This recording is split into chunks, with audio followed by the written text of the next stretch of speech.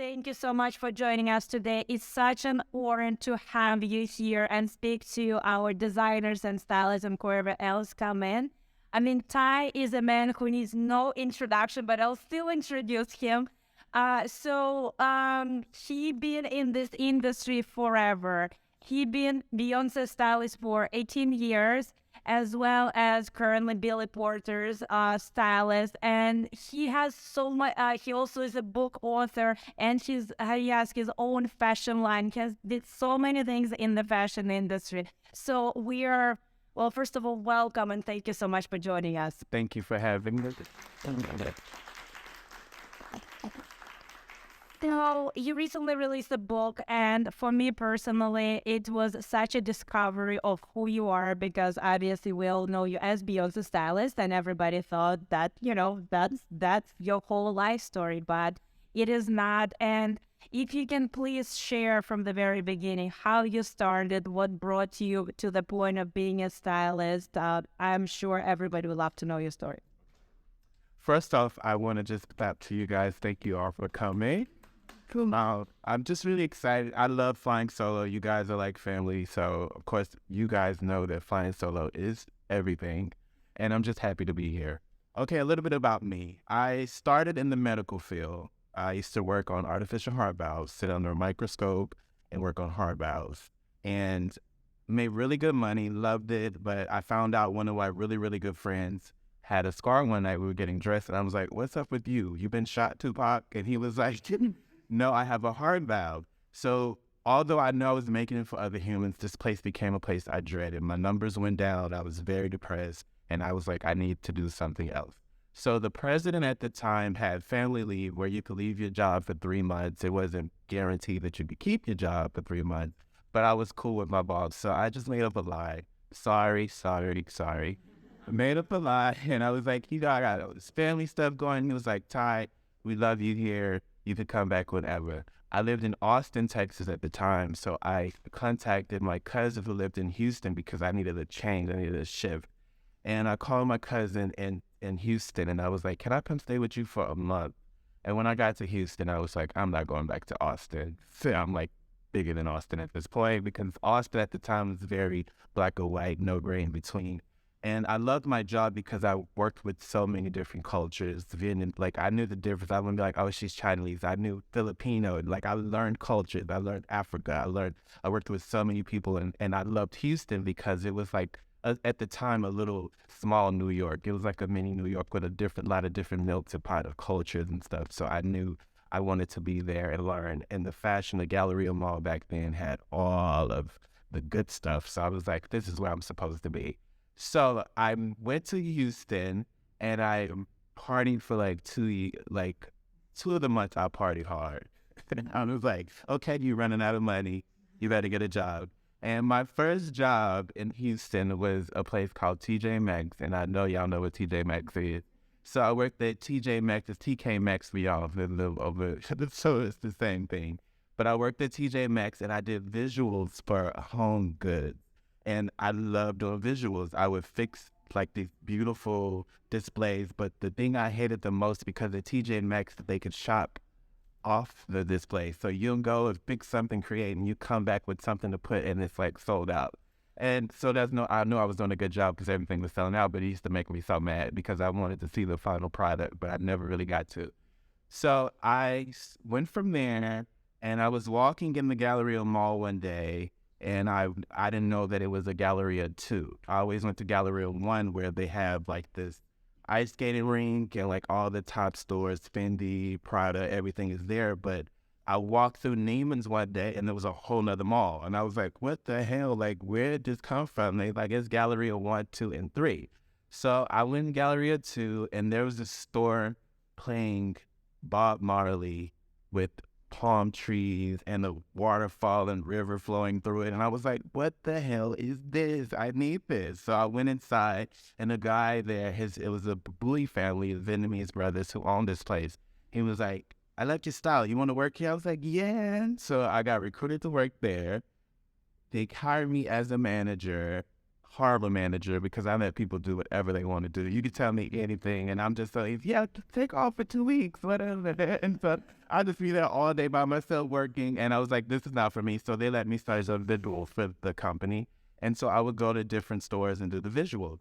Well, during this time, Destiny's Child were like neighborhood superstars. They had No No No on the radio. And so Miss Tina walked in one of the locations I was working one day. Miss Tina Lawson, Beyonce's mom, she walked in, and immediately, if any of you ever meet her, you'll know that she just has this presence that you just feel like she's your aunt or your mom or your friend. You automatically just feel like you know her. And so we just connected, being that my mom was 4 hours away in Austin, Texas, driving when I drive probably 2. But we connected, and the rest is pretty much history. When things came in that looked like Destiny's Child, she became my client. I would contact her and let her know about the stuff. And just through time, I ended up getting recruited for the Guest store, and Miss Tina would come. So that's when everybody was wearing the colored denim jacket with the colored denim pants. And then I got recruited to BB. Now, when I got to BB, you couldn't tell me nothing. I was like the man, because BB was like the place back in the day. And I'm sure some of you have some of those Rhinestone t-shirts in your drawer as we speak. I started working at BB, and BB kind of just where my life really changed. I started getting celebrity clientele. And one day, and I started meeting each girl from Destiny's Child separately, except for Beyonce. I knew Kelly, Michelle would come to town, and we would hang out. And we just became close. And one day they were filming Destiny's Child, A Day in the Life of Destiny's Child. I think it was probably for MTV or something. And they all came in, and Miss Tina, like, everybody was like, Ty, and I helped them and put them in dressing rooms and stuff. And Miss Tina, like, Jumpin' had just hit. And Miss Tina was like, I need help. I'm going to get you out of here one day. And I didn't believe her, but I had a day off, and it was a depressing day. And I called her, and I was like, Miss Tina, I'm just seeing if you need any help today. And she was like, yeah, baby, I need help. Meet me at such and such, such and such. And I called a cab to her, and I immediately started working on the Survivor video. It was my first job, and the Grammy was my first job. And that's the cliff notes to all of that. And I was very... What? Well, this is such an amazing story. I mean, you made it very short and...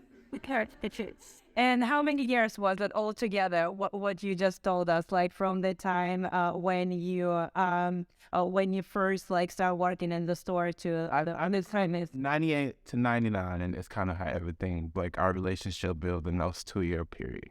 Yeah, that's really amazing. I mean, I told you that we have a lot of stylists and designers today, and a lot of stylists, I mean, they look up to you, they want to be you, they want to get to the same level. And for a lot of people, as you probably know, you sound like an overnight success, or maybe you just ran into Beyonce and then it's like she loves your style and that's how it's all happening. But obviously it takes a lot of work and dedication. So what was, what will you tell the people that are here that want to get to the place like you are right now? Obviously, not everybody can count on running into Beyonce's mom, obviously, but what does it take to be a celebrity stylist? And what is the biggest difference between being just an editorial stylist and celebrity stylist? I know it's a lot of different type of work involved, so if you can share a little more. I would definitely just sum it all up. It's just like closed mouths don't get fed. And so when you have the opportunity, you're in rooms with people, you gotta just get over that fear of being scared or rejection, or, you know, how I'd rather go home and say I met such and such and they was a BITCH versus I didn't meet them. Let me try to go back there next week. Hopefully they're there at the same time. You know, that deterioration of not stepping and jumping and taking that risk breaks you down more than just getting what you need from it in the first place. And the different, you know, I just think with me, because of me, I'd rather help the smaller designers versus go get something from the big. That's easy for me to go and do that.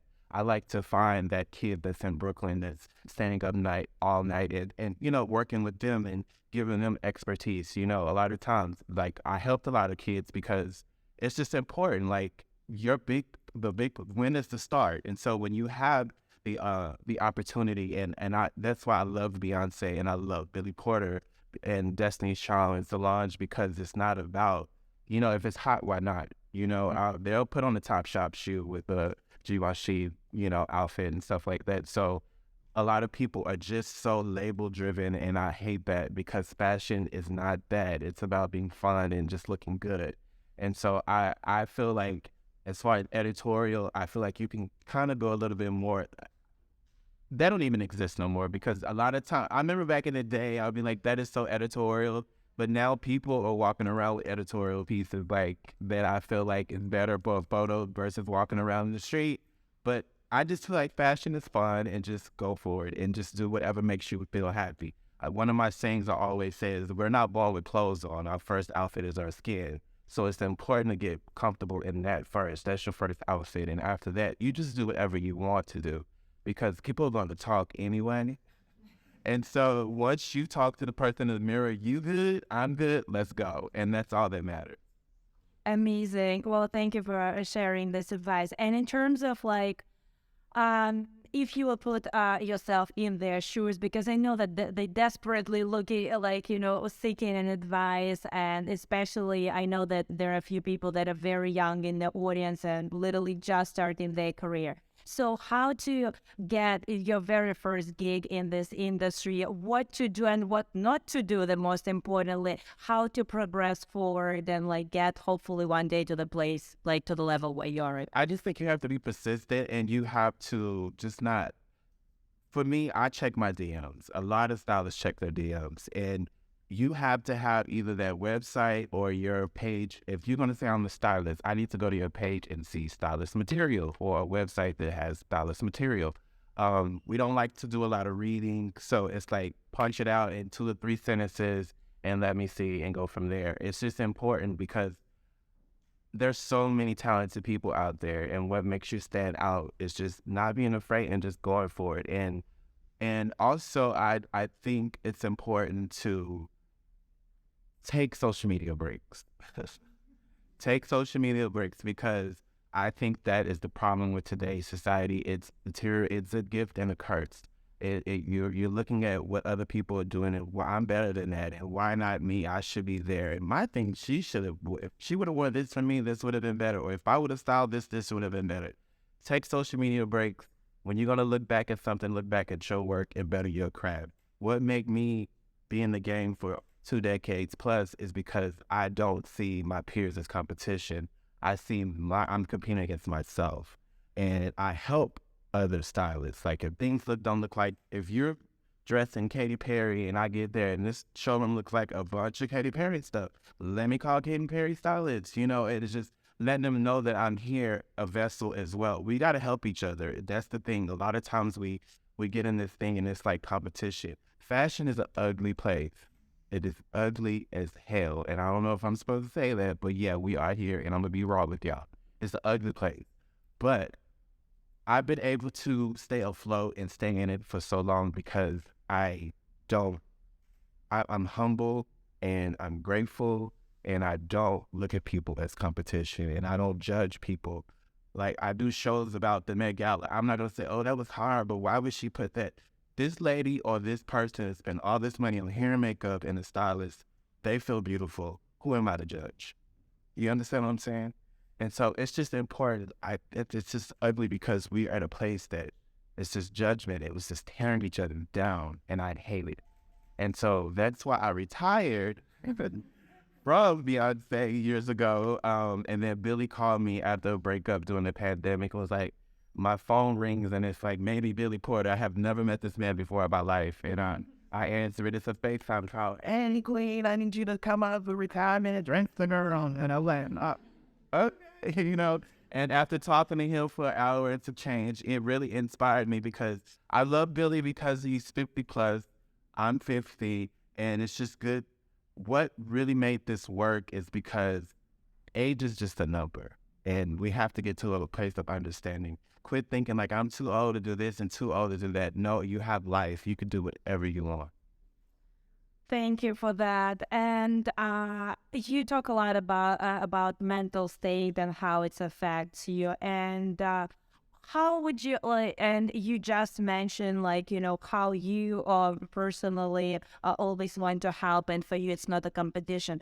But when you're a young designer or young stylist, of course you'll get to those places like, why not me? So when next person is facing that challenge, like, why not me? Why my dress was pulled but actually wasn't on celebrity? Why, I don't know, my piece of jewelry was also taken by the stylist, but this is not what ended up being on the cover?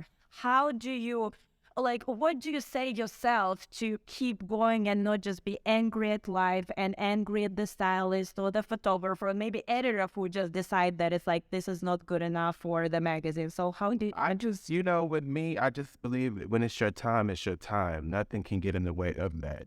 And you have to just believe and keep pushing that I didn't get that because something greater is happening. And when I switched to that mindset, I've been turned down some great things, but something better came along the way. And it's like, oh, that's why I didn't get it, because if I would have stayed there, this blessing that came in, I wouldn't have been able to do it. So you have to change your mindset and know that better is coming. And because and it's okay to be down and depressed, but give it an expiration date. Give it an expiration date. I don't care if you have the right on your mirror the next day, snap out of it and pull it together, because that's just how life is. Nothing bad lasts forever, ever. Nothing good lasts forever either. So it's just a part of the cycle. So when you end those dark times, you're like, that's the time. As sick as it sounds, when I'm in a dark time, sometimes I get excited because I know better is come. I'm supposed to learn something in this dark time. What am I supposed to learn here to get me, to elevate me, to become a better me? And that's when you get to a place of understanding that, and don't go drinking and sexting and all this craziness devices, to face those things head on and to get the lesson from it. And that's what helps you elevate to go to the next level of internal self, loving yourself. And it's just, once I did that, I'm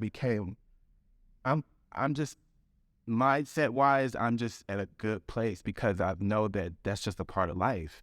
It's a part of growing. It's a part of learning. And so when you in those dark times, just pray and meditate, write down in your journal, what am I supposed to learn in this? As long as you're a good person. Now, if you're a bad person, you're on your own. A lot of times it's karma. But if you're a good person, the higher powers are not going to have bad things continue to happen to you. So you have to just meditate and pray and talk to your ancestors and just learn, what am I supposed to learn in this, to meditate and just to get me to the next level of self. Thank you for that advice as well. I know that it will help a lot of people. And let's talk about designers for a second. I know that designers often ask us, and I want to address this question to you. So when you create your collection, you worked on it. You work on it maybe for months, sometimes even over a year. You look at it, and that might be a moment of doubt. It's like, well, how do I know it's good enough? Like, is it good enough to put out in the world? Is it good enough to do a fashion show? Is it good enough for the photo shoot? And you start doubting yourself. So how do you know it's good enough? Like, how to how to keep moving forward, how to know when is the time that you still need to work on it, because we all professions and we need to keep leveling up. And when do you know, how do you know that this is it? You can put it out into the world and move on to the next collection. I just think it's about you knowing what you feel in your heart is it's good. I know one thing I will let a takeaway be to some designers. It's a lot of creative people, but lining is important. Like, it's pretty on the outside, and you go, it's like, girl, I can't give this to. So it's just important to have like the proper lining and just go through and make sure the quality is there, because quality is important. And I just feel like you will know when it's your time. And I'm gonna tell you this too. Don't expect support from the people that you think are going to support you. It's not going to happen. I'm a living witness to that. But don't let that get you down. The people that you think are going to be there are not going to be there. You're going to get support from strangers before you get from friends and family. And it's just how it is. So that's one thing. I am a living, walking testimony to that. It's going to make you sad. It's going to bring you down. But don't let it stop you. Keep pushing. Keep going. Trust me. It will happen. And as a young designer, so okay, you create that beautiful line. You're very, very proud of it, and you're in the place that okay, I want to release it into the world. So what do you do next? Like your advice. What do you do next? How do you reach the stylist? Like you, what do you need to have in order to reach? Is it like beautiful big or anything that when someone will reach out to you, you it will be worth your time to take a look at the collection. So how do you do that as a young designer? I would say just reach out to stylists anyway. There is their assistants. Beautiful showrooms like this. Have meetings with them. Try to get you. These is the people that do the work, as you all know.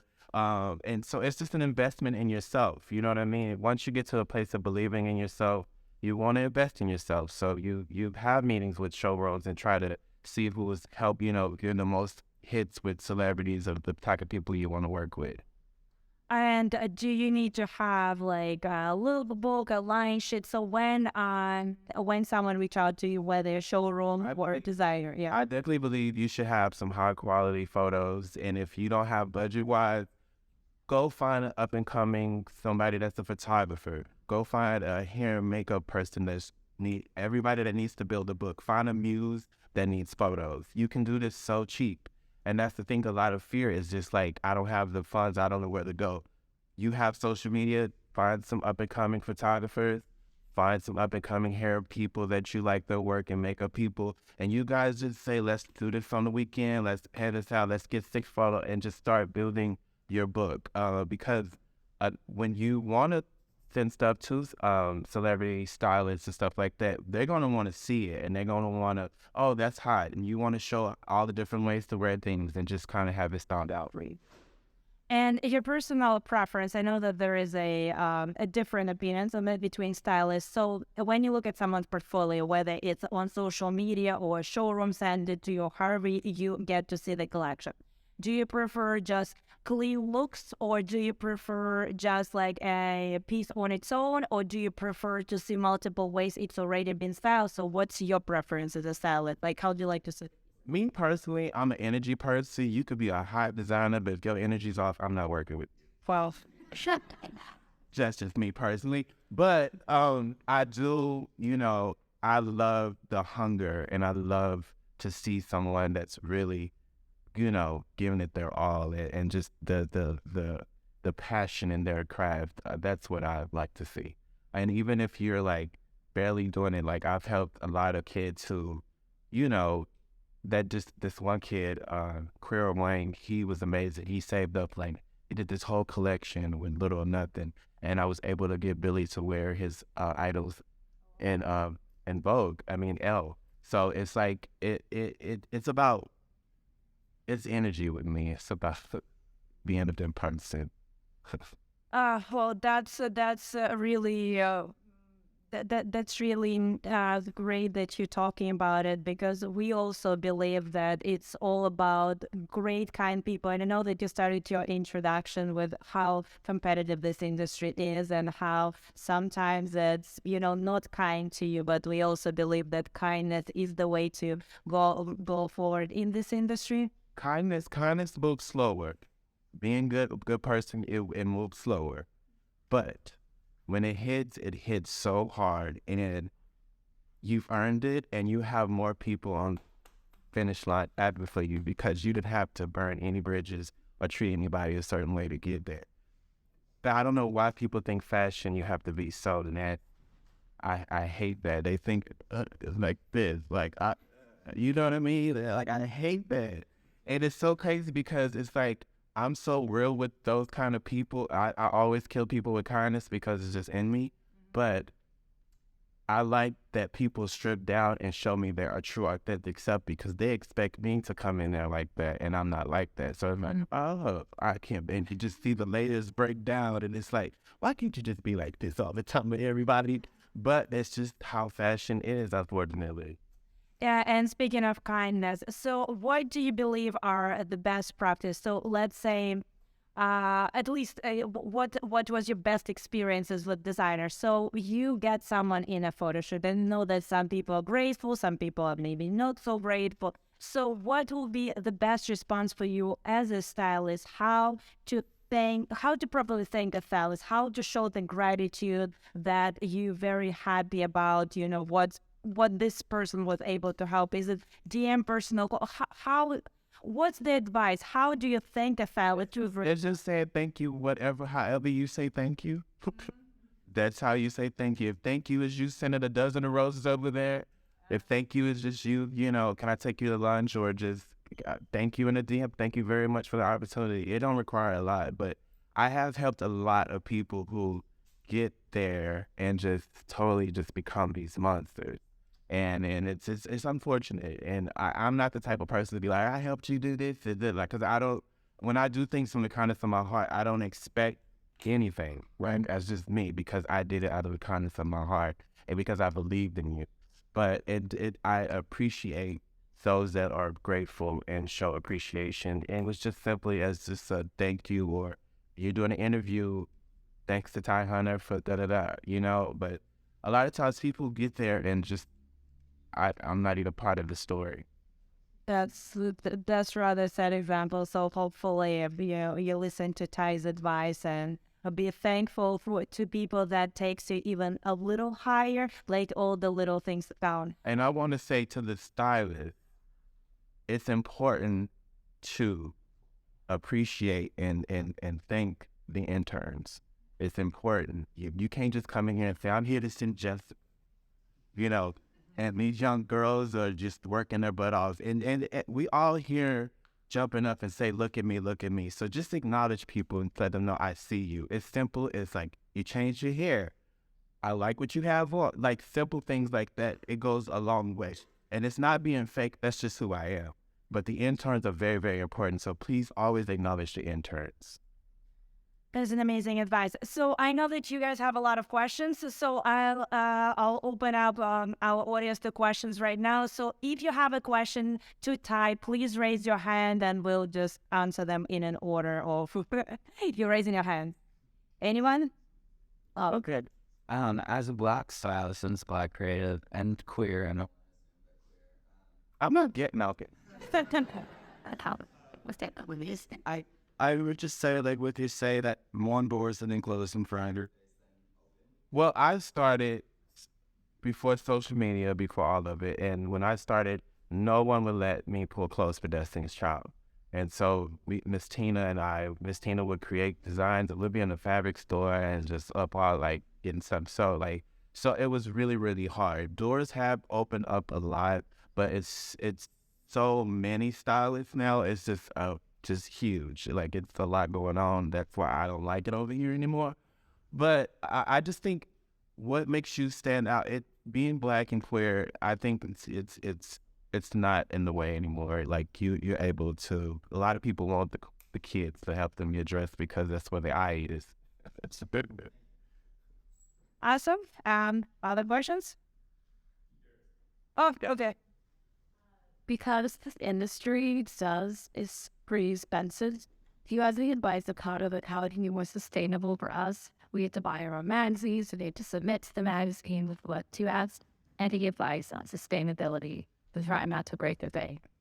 As far as, like, the fashion part of it? Like, we have to require that with the style, we get it in the magazine, but they buy the magazine. But Yeah. and you gotta get the whole. I just think, you gotta try to, when you come in, like, try to make that part of your contract. Because it is expensive. So I made it a part, like, before I even start gigs, like, this, like, when you send the email, make sure that I receive X, Y, and Z. You have to, even if you have to turn down gigs, if it's going to help you, like, for instance, I would do a lot of things that just because I know it would lead to something else. You know what I mean? But overall, like, I will not do a gig for this amount. And I would do a gig, like, this is my minimum. You know what I mean? I will work with people. This is my minimum.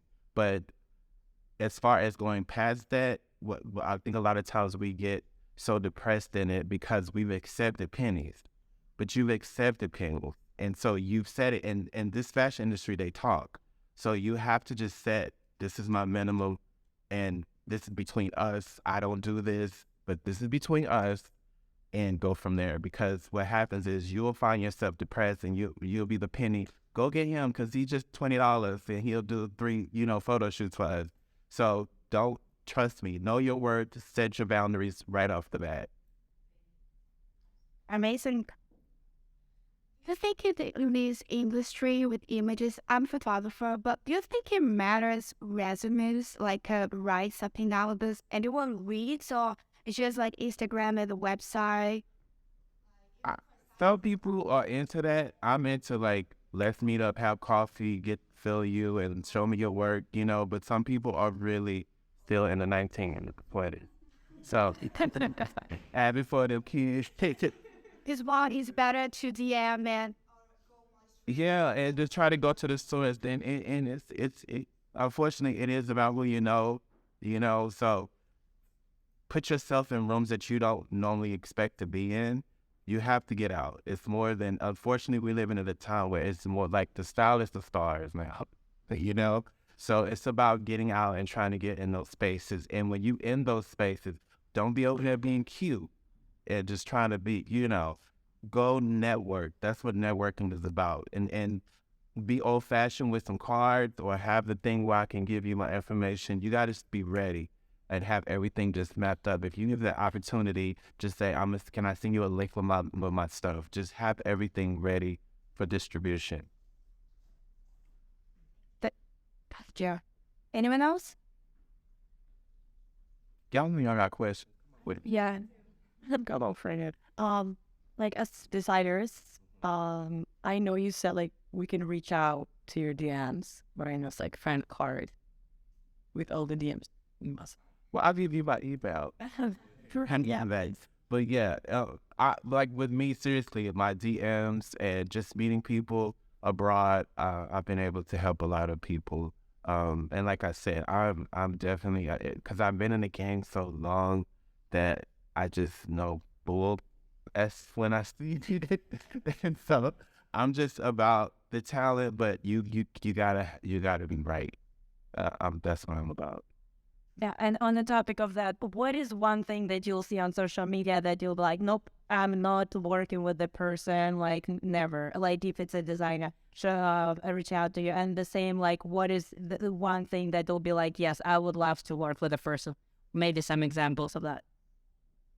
I don't know. I really try not to just go off a photo, So I'm about meeting people. I try not to judge a book by the cover, because social media is a place where we are just putting highlights and just the good stuff. And you'll meet somebody and they're just like so cool, and you're like, oh wow, like so different in private. So it's I try not to just go off of that. Amazing. Well, I mean, that's rather rare in this industry, but yes, thank you so much for that. Any other questions? Yeah. It's not more a question more on the comment. I just wanted to say everything that you said really resonated with me. Thank you. Because I also believe in, being kind and just having that lead. Also still have my corporate job, and this is my second act, as a designer. So, I mean, if there is some advice you can give, so I design African accessories, and it's very important to me to stay authentic and work with people in Africa to also, bring awareness and, help the economy back there. So I'm trying to figure out how to do that with also growing the brand here. Any advice that you can kind of, give with that would be really great. I just think research some of those who've done it. I don't know. I know Rosario Dawson, who actually wrote something from a book, a good friend of mine. She does a lot of stuff for Africa as well. I just think you just got to keep pushing and just do some research, and just those people that you want to get those looks and those pieces on, contact their stylists, and you try to contact them directly as well. You'd be surprised. Tag them sometime. Don't overdo it. Girl, don't overdo it. But, every now and then, just have it to where it'd be a hit and they can see it. And just let them know how much they mean to you. I believe in making a sandwich. the bread is like da da da da. You mean so much to me, and just put it real quick. The little bad stuff you try to get in, and then finish it with another slice of bread, girl. It's just interesting. And that is an awesome advice. Oh, but yeah. So what is your advice as far as, because I know he's networked very well. Hey, Tex. But because of my style, and this has been all my life, but I've been told I need to get out of Texas to really get my brand out there.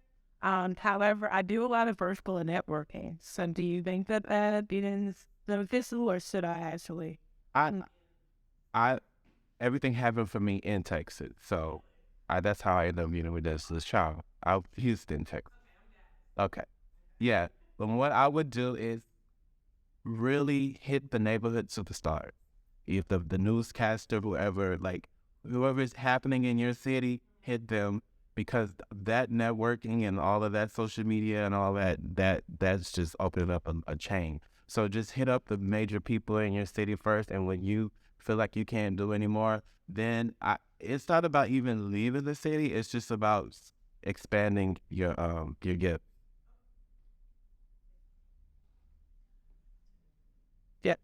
Would you say that the free work that you do as a design stylist and just within the industry is necessary in order to be able to get paid stuff? The what? The free work that people do. Like, You just gotta know, like, if I do this, this could possibly happen. Like and it might not happen, but just know everything you do, you got to make sure you're getting something from it. You know what I mean? Don't just empty yourself out for free and not getting nothing in return. You know, I always say, fill your cup, and whatever trickle over to the saucer, hand that out. So we had a question here. All right. Just wanted to know, what do you think makes a successful stylist, and then some traits you think even someone should not be as successful?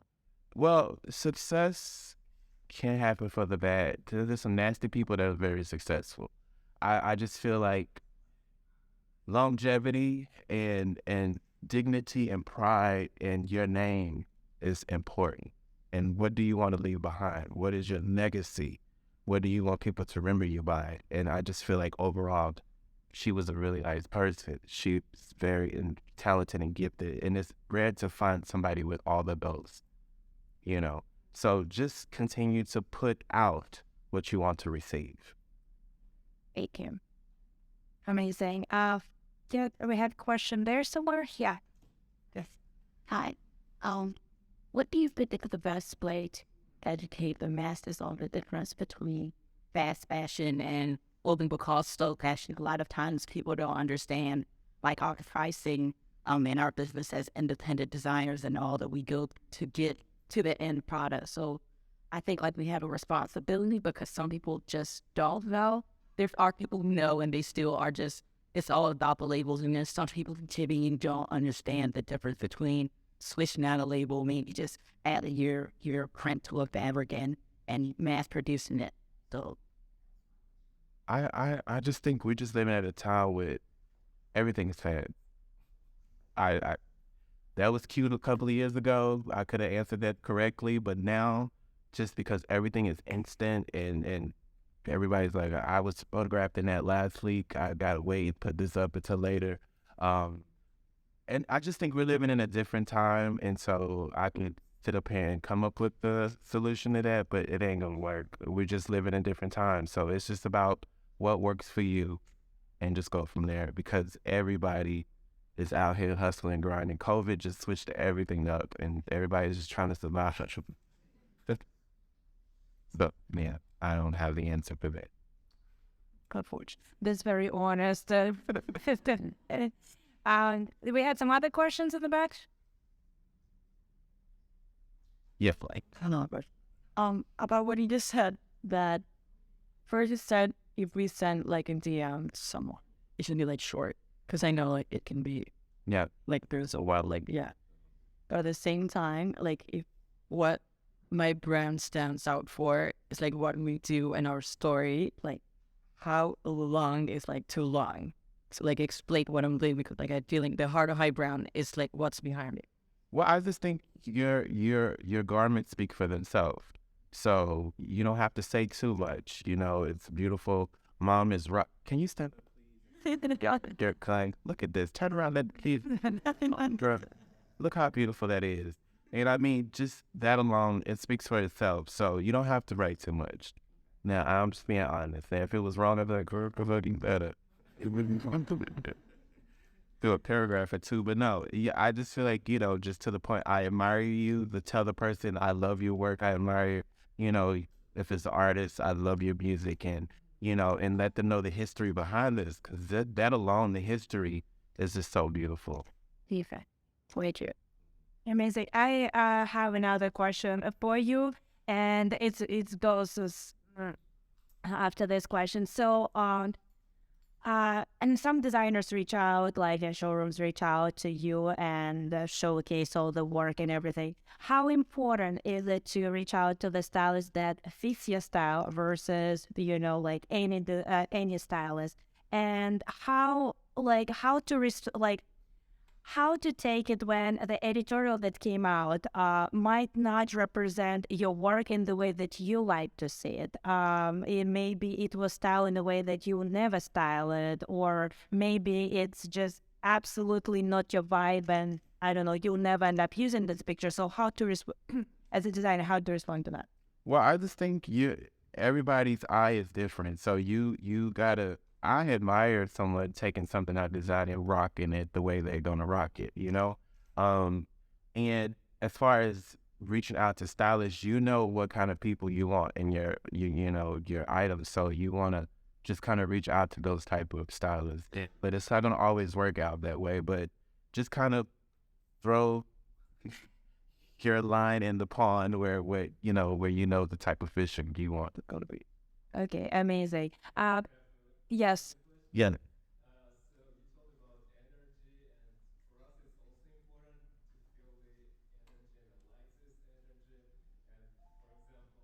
When bright cut,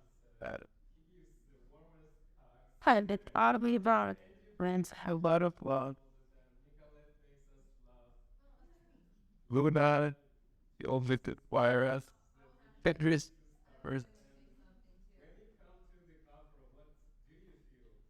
Here, this feels like home. I'm just being honest. Like, you guys are beyond amazing, and that's why I like working with you as much as I can. And I just love the it's just a place to come get hot shit, and becoming great designers. And you guys are always just so professional and so it's just a good energy here. That's why I come here a lot. Please, dear. Yes, Luna. Hi. I don't have a question, but I kind of wanted to say, I want to continue wishing you, blessings in abundance. Thank you. I met you late 15. I was a blogger then, a fashion blogger, transitioning into a celebrity fashion stylist, working with Latino artists and, red fabrics and things like that. And one of my questions when I was transitioning to blogging to styling, I met you at the Fashion Week in the Center then. And I remember asking you, my question was basically, if you're starting and the project is big and you think somebody has the budget, is it okay to say no? And we said, honey, if you know your work, you will know the answer.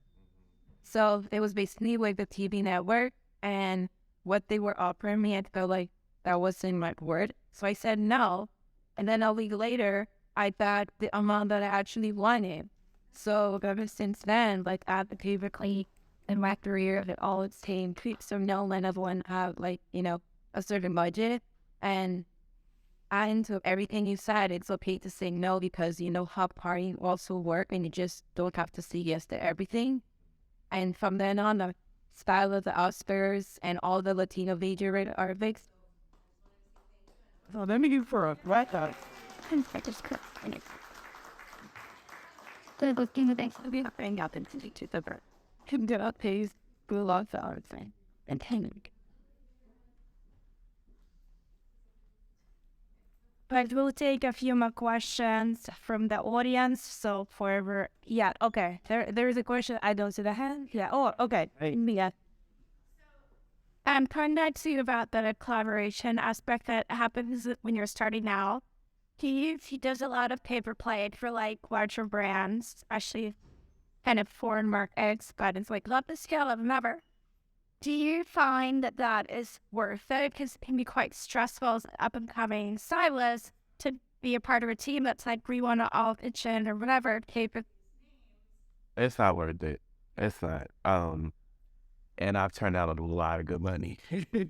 But I'm about loyalty. I know I worked with Lorraine Schwartz, Diamond Jeweler. She's like family. I spent many Thanksgivings with her family. And I just wouldn't use anyone else because of when you build bonds with people and the respect is there, just keep going with that. And I remember for the Oscars, so many people tried to pay me to put Beyonce in this stuff, and I wouldn't do it. Certain big jewelers was giving people a lot of good money. But I was like, no, Lorraine, I promised Lorraine, and let's just create. And that story is dropped of all the different people who they paid to do that. And it's not worth it in the end, unless you have a relationship with that person. And a lot of times when you have a relationship with them, you wouldn't even charge them.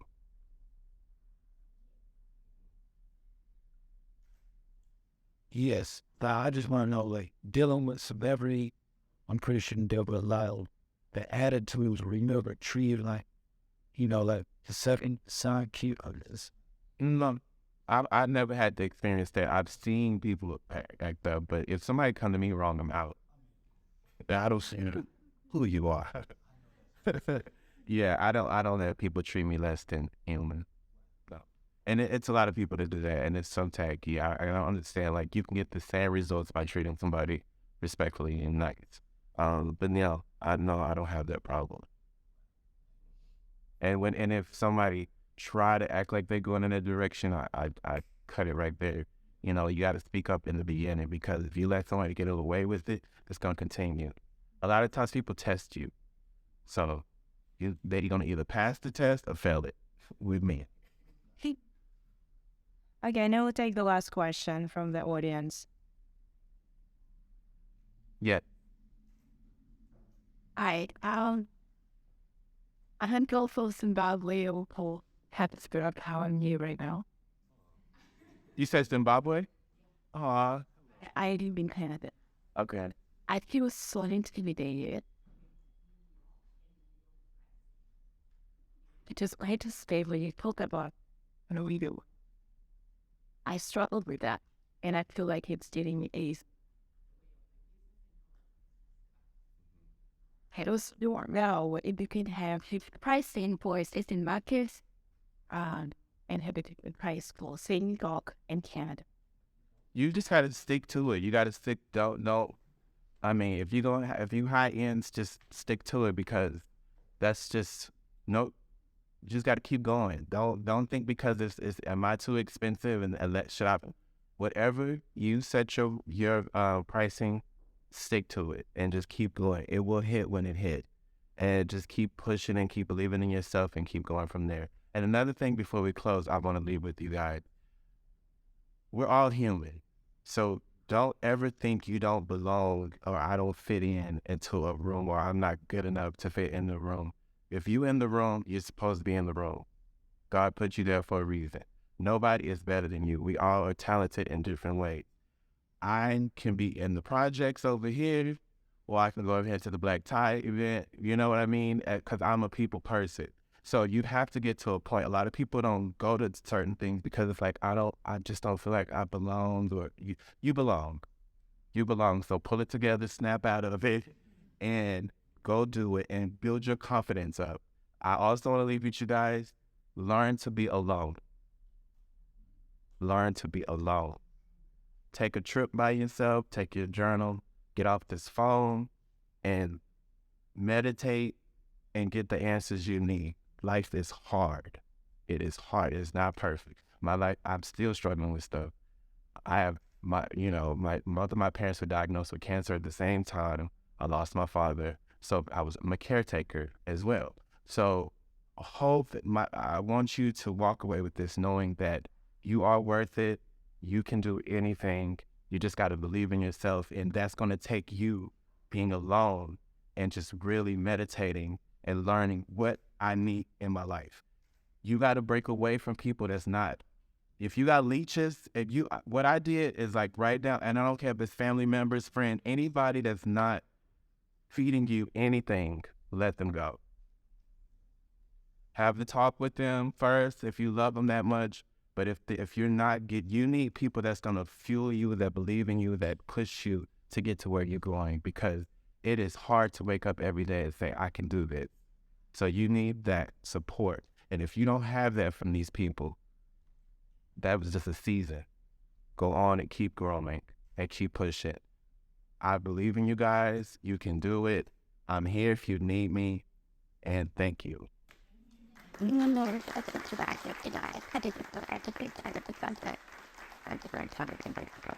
Guys, thank you so much for being here. It's so inspiring to hear your story. And thank you so much, everyone who was joining us over live stream. And I know a lot of live stream. Yeah, it's not a lot of people. It's been an honor to meet you, and it just like I know that a lot of people flew in just to meet you here. So thank you so much for meeting us this morning. Can I give you a heart? Thank you. And I guess I have to figure out for a few more questions that people have. Like, so if you have any questions, you can. Yes. Photo. Yeah. Also, my book is out. Please buy his book. Amazing. Makeover From Within. It's a memoir. Beyonce wrote my foreword. Billy Porter wrote the afterword. Rosario Dawson, Kelly Osbourne, Jennifer Hudson, Kelly Rowland, Michelle Williams, Tina Knowles, Naomi Campbell. Everybody wrote and gave me my flowers, which was amazing as well. But my story is Makeover From Within. You can go to Tytryone.com. It's on Amazon. If you get my book on Amazon, please leave a comment. Be truthful. Oh, it's my book. Yeah, this isn't chemical. But this is my book, and I'm just really excited to get this out. I'm very transparent and very real, as you can tell, and so I just kind of just laid it all out, and just all the obstacles and journeys that I went through, and then I've been shot at both of my legs, had to learn how to walk again, just many things that it could have kept people pushing. I just wanted people to know, and I wanted to get this book out. Of course, they wanted me to do a fashion book, but I wanted people to know my story and my journey first, and fashion book come later.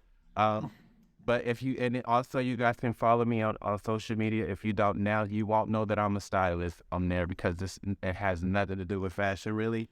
Lately, because of the Met Gala, it does. But it's Tytryone, Tytryone. People think it's Tyrone, but it's not. It's Tytryone. So follow me, and like I've said, if you guys have any questions, I'm here for you. And for the book, please listen to the audio one as well, because it's audible. Sal's narrating the book, and it's really amazing to hear him narrating his own story. It's been a blessing. Thank you so much. Thank you.